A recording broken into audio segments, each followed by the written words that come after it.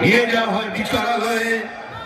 বিচারপতি বলেন তার উকিলের পরামর্শে যে ক্ষমা চান, আপনার মুক্তি দেব। কিন্তু মাখরুল সরকার বলেছিলেন আমি কোনো অপরাধ করিনি, সুতরাং আমি একটা গান গেয়েছি। বিচারপতি বলেন তাহলে আপনি গানটা গিয়ে শোনান।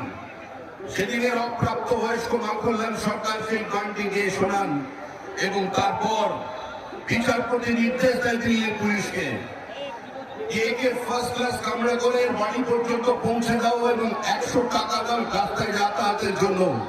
আজকে সেই মাখরুল সরকার আমাদের মধ্যে আছেন, প্রধানমন্ত্রী থেকে সম্বোধন করবেন। माखनलाल सरकार जो श्यामा प्रसाद मुखर्जी की अंतिम यात्रा का उसका साथी रहे हैं, आज हमारा मंच पे उपस्थित है।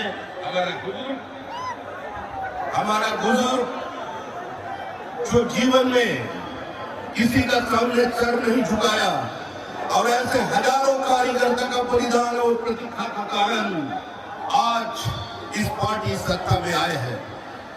यह सिर्फ कोई सत्ता की परिवर्तन नहीं है, श्यामा प्रसाद मुखर्जी की धरती पर श्यामा प्रसाद का सरकार बनने जा रहे हैं।